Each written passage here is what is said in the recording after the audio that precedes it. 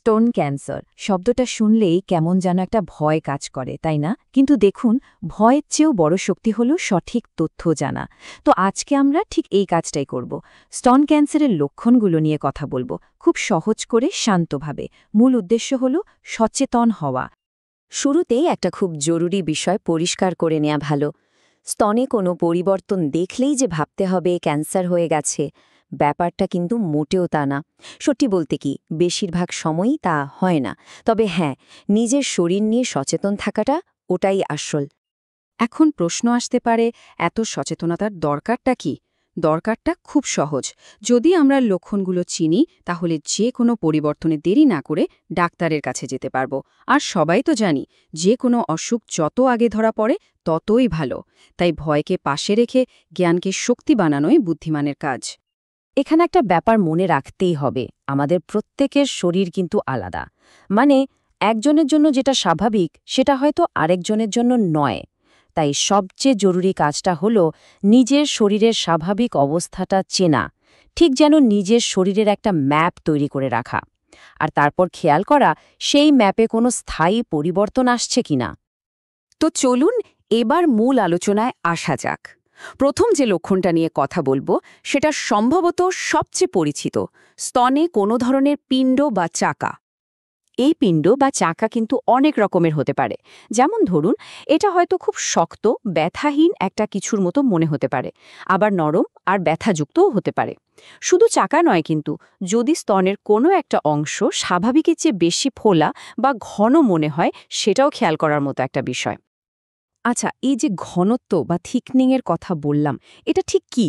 ব্যাপারটা এমন যে স্তনের কোনো একটা জায়গা হয়তো অন্য জায়গার চেয়ে একটু বেশি জমাট বা ভারী লাগছে, কিন্তু ঠিক চাকার মতো করে ধরতে পারছেন না। এই অনুভূতিটাই হলো ঘনত্ব বেড়ে যাওয়া। এতক্ষণ তো আমরা অনুভবের কথা বললাম, কিন্তু কিছু লক্ষণ আছে যা সরাসরি চোখেও দেখা যায়। চলুন এবার স্তনের ত্বকের সে পরিবর্তনগুলো নিয়ে কথা বলি। এগুলো কিন্তু খুবই গুরুত্বপূর্ণ কিছু লক্ষণ। যেমন স্তনের চামড়ায় যদি হঠাৎ করে টোল পড়ে, বা কোনো জায়গা লালচে হয়ে যায়, অথবা চামড়াটা দেখতে ঠিক কমলার খোসার মতো খসখসে বা ছোট ছোট গর্তওয়ালা হয়ে যায়, এগুলো খেয়াল করতে হবে। এমনও হতে পারে যে ভেতরে কোনো চাকা অনুভব করা যাচ্ছে না, কিন্তু পুরো স্তনটাই ফুলে গেছে, এটাও একটা লক্ষণ। এই যে ত্বকে টোল পড়া বা স্কিন পাকারিংয়ের কথা বলছি, এটা আসলে কি?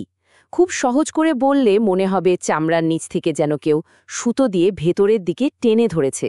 ঠিক গালে যেমন টোল পড়ে, অনেকটা সেরকম। এটা কিন্তু একটা বেশ গুরুত্বপূর্ণ সংকেত। বেশ, এবার তাহলে স্তনবৃন্ত বা নিপেলের পরিবর্তনগুলো নিয়ে কথা বলা যাক। এই লক্ষণগুলোও কিন্তু ফেলে দেওয়ার মতো নয়। ধরুন, স্তনবৃন্তটা স্বাভাবিক থাকার বদলে হঠাৎ ভেতরের দিকে ঢুকে গেল, বা কোনো কারণ ছাড়াই ওই জায়গায় ব্যথা হচ্ছে, এগুলো খেয়াল করতে হবে। আর একটা জরুরি বিষয় হল স্তনবৃন্ত থেকে দুধ ছাড়া অন্য কোনো রকম তরল বা রস বের হওয়া, বিশেষ করে যদি সেটা এক স্তন থেকেই হয়, আর তাতে যদি রক্তের ছিটে ফোঁটা দেখা যায়, তাহলে কিন্তু একদমই দেরি করা উচিত নয়। তো আমরা বেশ কিছু লক্ষণ সম্পর্কে জানলাম। এখন সবচেয়ে বড় প্রশ্নটা হলো, যদি এর কোনো একটা লক্ষণ দেখা যায়, তাহলে কি করতে হবে? দেখুন, ভয় পাওয়াটা খুব স্বাভাবিক, কিন্তু ভয় পেয়ে বসে থাকলে তো চলবে না। সঠিক পদক্ষেপ নেওয়াটাই আসল। এখন আমি পরপর কয়েকটা খুব জরুরি কথা বলবো, মন দিয়ে শুনুন। প্রথম কথাটা হলো, এই শরীরটা আপনার, আর এর সবচেয়ে বড় বিশেষজ্ঞ আপনি নিজেই। কারণ আপনার শরীরকে আপনার চেয়ে ভালো আর কেউ চেনে না, কেউ বোঝে না। কাজেই শরীর যখন কোনো সংকেত দেয়, সেটাকে বিশ্বাস করতে শিখুন, তাকে গুরুত্ব দিন। তাহলে করণীয়টা কি?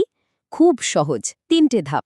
1 নম্বর, নিজের শরীরের স্বাভাবিক অবস্থাটা ভালো করে জানুন। 2 নম্বর, যে কোনো পরিবর্তন যদি দেখেন যেটা কয়েক সপ্তাহ ধরে রয়ে গেছে, সেটার দিকে নজর দিন। আর সবচেয়ে জরুরি 3 নম্বর ধাপ, একদম দেরি না করে ডাক্তারের পরামর্শ নিন। আর হ্যাঁ, এটা মনে রাখা খুব জরুরি যে ডাক্তারের কাছে যাওয়া মানে খারাপ কিছু নয়, বরং এটা নিজের স্বাস্থ্যের প্রতি দায়িত্বশীল হওয়ার একটা প্রমাণ। এটা একটা সাহসী পদক্ষেপ। দেখুন, আজকে আমরা যে তথ্যগুলো নিয়ে কথা বললাম, এটা কিন্তু একটা শক্তিশালী হাতিয়ারের মতো। এখন প্রশ্ন হলো, এই সচেতনতার হাতিয়ারটা আমরা কিভাবে ব্যবহার করব? নিজের জন্য আর আমাদের প্রিয়জনদের জন্য। একটু ভাবুন আর অবশ্যই সচেতন থাকুন।